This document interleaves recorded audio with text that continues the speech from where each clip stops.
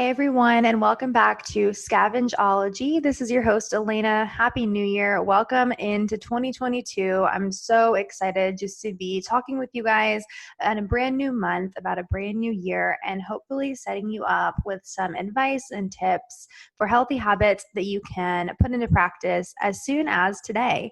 So I know a new year, everyone gets really excited and sets all these huge resolutions and goals, and maybe you're one of those people that has set a New Year's resolution 1,000 times of, I'm going to go to the gym every day. And you get that gym membership and you're paying it and you're paying it. And by March, you haven't even been in weeks.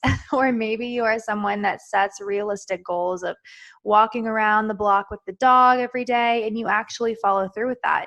And I think that, no matter if you stick with your New Year's resolution or you kind of fall off the wagon a little bit, I don't think it's something to be ashamed of. I think having the intent of making your life better or becoming a healthier person is a really great thing. I know a lot of people, poke fun at all the people at the gym that stop going and membership rates go up so much at the beginning of the year. And then by the middle of the year, no one's going. And I think it's an easy thing to kind of joke about and look at and laugh at. But I think, at the heart of it, when you're setting a goal or a resolution for yourself in the beginning of a brand new year, your intentions are there, right? You're doing this to become a healthier person or to feel better about yourself or to feel more confident, to eat better, whatever it may be. And if you can't follow through with it, that does not necessarily means that you're a failure. It just means maybe you should set some more realistic goals along the way and set SMART goals. We always hear about setting SMART goals. So I want to kind of talk today just about New Year's resolutions, becoming a healthier version of yourself, and just some tips for you to do that. So before we get started, I just want to preface this with welcoming you back to the podcast. So happy that you're here. Don't forget to download and subscribe and share with a friend. We would really love and appreciate that. And any rating that you can leave us here, whether it's on iTunes or Spotify or wherever you listen, we greatly appreciate that. So let's jump right in. What is the common saying you hear everyone saying, you see everyone posting at the beginning of a new year? It's usually a new year, new me, new year, new you, whatever it might be. And I have always just really despised that saying, right? I think, it's okay to go into a new year and want to make healthier habits or make better decisions or go after a new goal. But I think, saying new year, new me, it's kind of like, okay, forget all the things I've already accomplished or the things I've already been through or overcome. I'm just really starting over from scratch. But you're not starting over from scratch, right? You're an older version of yourself. You're a more maybe mature or seasoned version of yourself. And you're someone that wants to set better goals and live a better life. So I kind of took the new year, new you and kind of changed it a few years ago. And it's what I always say, new year, healthier you. Or new year, better you, if you don't want to use the word healthier, because we always talk about healthy can mean a lot of different things, right? So when I say new year, healthier you, I just mean a healthier version of yourself all around, not necessarily someone who weighs less or works out more or eats healthy.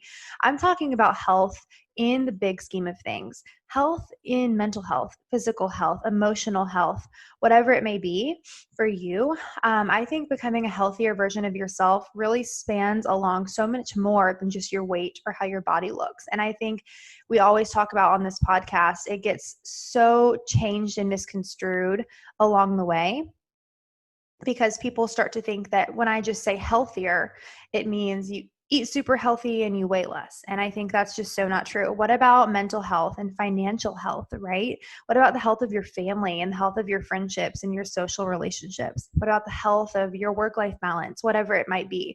So we are going to take new year, new you, and we're going to just throw that away. And we are going to adopt new year, healthier you. So let's go over some tips that you can put into practice this year to really become a healthier version of yourself in so many different areas of your life. So first, Making healthier choices for your physical health. I think that's something people always think of when they're thinking of a new year. So we'll start right there. By healthy eating, filling your body with nutritious foods, and moving your body every day. So it doesn't mean you have to go and join a CrossFit gym. It doesn't mean you have to only consume salads every day. It really is just thinking about the foods that you're putting into your body. Am I getting the vitamins and minerals I need, right? It's almost never been as important as it is right now in the middle of flu season, in the middle of what season, which we are not going to speak about, but it really has never been more important to fuel your body with what it needs for your immune system, for your metabolism, and all these things to keep you well. So just being more mindful of what you're eating, filling your plate with less processed food, more vegetables, more lean proteins. There are so many episodes of this podcast where we talk about all the health benefits of really eating well and eating a wide variety of nutritious foods. So I really encourage you to go back and listen to those. But just by fueling your body well and being more intentional with what you're eating, you can really benefit your health in so many ways. And then also moving your body every day. Like I said, this doesn't mean training for a marathon. This doesn't mean going to CrossFit. This might look different in every season of your life. So I'm actually expecting right now, and that means my normal super intense workouts don't work for my body right now. And that's okay. So even if I just walk the dog, even if I get a 20-minute really light weight lifting session in, I am proud of that, because it might not be my best in every season of life or pushing myself my hardest, but I'm moving my body. And there are so many different studies done that show you how important it is to exercise and how that can really affect your immunity and your immune system and your overall health. So just by eating better and moving your body, you are already on the way to becoming a healthier version of yourself. Let's talk about something that's not always talked about when we're talking about physical health, right? Your sleep. Sleep is so important, especially right now. We are in the winter. I don't know if it's warm where you live, so you're really lucky if it is. But where I live in the Northeast, it's pretty cold. There's a lot of people getting sick, and that all comes back to your immune system, right? So sleep is a really beneficial way that you can help your immune system to stay strong. Trying to get 7 plus, maybe 7 to 9 hours of sleep, you can find your sweet spot there. But anything less than 7, research has shown that that can really decrease your immunity and your immune system. So really trying to get quality sleep. I know this can be hard if you work on a night shift or you have a new baby, all of these things that happen in life. You kind of have to adjust your goals for the season of life that you're in. But really focusing on getting quality sleep is going to help you feel so much better, help your mind feel less foggy, help you make better decisions, and just help you feel better throughout the day.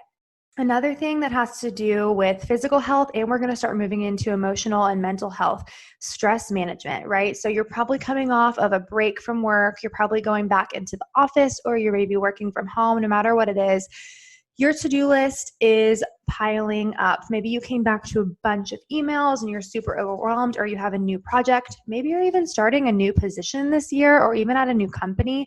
So many new things that can be happening this year that are stressful. And just life can be stressful, right? Whether you're a parent or a student, no matter what season of life you're in, everything has its own stress. So it's really important to learn to manage that. So whether you need to meet with a counselor for your mental health, whether you like to journal and start doing that in the mornings or before bed, whether you like to take a walk and listen to a mental health podcast, meditation, all of these things can really help you to manage your stress in a healthy way. It's very important to manage your stress also for your immune system, but also just for your overall mental health. If you keep pushing and never stop to refuel, what's going to happen, right? What happens if you don't put gas in your car? Eventually, your car runs out of gas. You don't want that to happen in terms of your mental health. You don't want to get to a point where you really are just at your wit's end and you really feel there's nowhere else to turn. So make sure you're taking the time to manage your stress, to talk to someone you love and can trust. Maybe you need to see a professional. You can do that as well. And it's really finding a way to manage the stressors in your life. Another thing for mental health that we can talk about is just having fun, right? Whether this means you want to learn to play guitar or you want to join a bowling league, it doesn't matter, right? Anything that you do for fun, this is going to look different for everybody. My idea of fun might be, organizing a closet because I love to organize and deep clean things. And then someone else's might look at that and think that's insane. Someone else might just want to go, play golf. Whatever it is for you, whatever you find fun and enjoyable, and you kind of can shut off everything else and just enjoy yourself in the moment, make more time for doing that, right? Don't make your life so strictly about work and priorities and all these other things. Learn to enjoy yourself and to enjoy your life, especially if you're a parent, especially if you live near family or you have a group of friends you can hang out with. Doing things just for fun is so important because it helps us to tap into different parts of our brain that really help us to release stress, release healthy chemicals in our brain that really help us live a more balanced life. Another thing you can do for your mental health is just learning something new, right? Whether this is within your job or within your career path, or this is something completely unrelated, a new skill, a new hobby, really dedicating yourself to learning something, whether you want to take an online course. There's so many amazing online courses now that you can take without even having to leave your home. So many free tutorials and things on YouTube.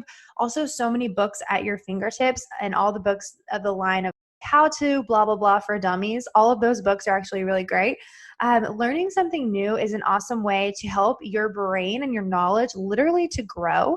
You'll form new neural pathways in your head, and it will also just give you a healthier way to burn off steam and really enjoy just relaxing and learning something new without just watching TV or watching a movie. And maybe that's fun for you and that's something you also like to make time to do, but learning something new, really that continuous growth and continuous learning is proven to help keep you younger and help you to feel better about your mental health and emotional health. Something else you can do for your mental health is stop scrolling. That is actually one of my personal goals for the new year is I want to spend less time in my free time where I'm just mindlessly sitting there on my phone, on social media, looking through other people's posts and lives. I want to spend less time doing that, and I want to get outside more, or I want to spend more time with my family, or I want to read a book. Just less scrolling and less comparison on mental health, less scrolling and less comparison on social media is a really great way to improve your mental health. It's definitely different now in our society, especially within the last couple of years when everyone's kind of locked in at home. It is important to stay connected. We're going to get into that in a minute, but it's different when you're just sitting there mindlessly scrolling through social media and you're spending all this extra screen time. I know Apple, they monitor your screen time and they can send you a report at the end of the week or at the end of the day telling you this is how many hours you spent on this app and this app and this app. And sometimes those numbers can just be so scary, especially if you were just sick or something like that, laying around the house all the time, and you realize those screen time numbers that half of the day you spent on social media. It's just really crazy. So paying attention to how much time you're spending on a screen and tapped into this other world, and then really trying to refocus and say, I'm going to spend less time tapped into this and more time on the world around me. What can I do in my home, in my family, in my business right now that this social media or screen time is taking away from me? And one of the last parts that we're going to talk about today is staying connected, finding a community of people that help you feel not alone, especially in this time of isolation when a lot of people are working from home, a lot of people aren't able to socialize, and for good reason, right? But it's still really important to stay connected. Whether you join an online group or whether you like to meet with your friends on Zoom or schedule in a phone conversation every couple of days with a family member, whether you attend a church online, or whatever it may be for you, just making time to get connected with others in community so that you're not isolating yourself at home. The last thing that I would share is really keep track of your mental health, physical health, emotional health this year. Keep a journal, keep some sort of documentation of how you're doing on the progress to each of these goals that you may have set for yourself, because without setting smart and realistic goals, you're not going to achieve them. If you just say, let's give a very, very basic example. This year, I want to lose weight. All right. So then you go into the new year and you start eating well and you start working out a little bit, but then, a few weeks in, you haven't kept track of anything. You didn't have a measurable goal. So whether you lose weight or not, you're not keeping track. But if you said, I want to lose 5 pounds by March, then you're going to be more motivated because you have a specific and measurable goal that you know you're working towards. So let's look at this in terms of a mental health goal. Let's say I want to spend less than 20 minutes per day on social media. That's way better than just saying, I want to scroll less on social media. When you give it a specific timeline, when you give it a specific number, something that you can document and be looking at week by week or even day by day, you're going to be way more motivated to be successful in those goals. So I hope that all of these tips really help you to feel that you are the healthiest version of yourself this year. I would love to hear from you on our Primal Rock Instagram or Facebook about how you liked or enjoyed this episode, any other comments or questions that you may have.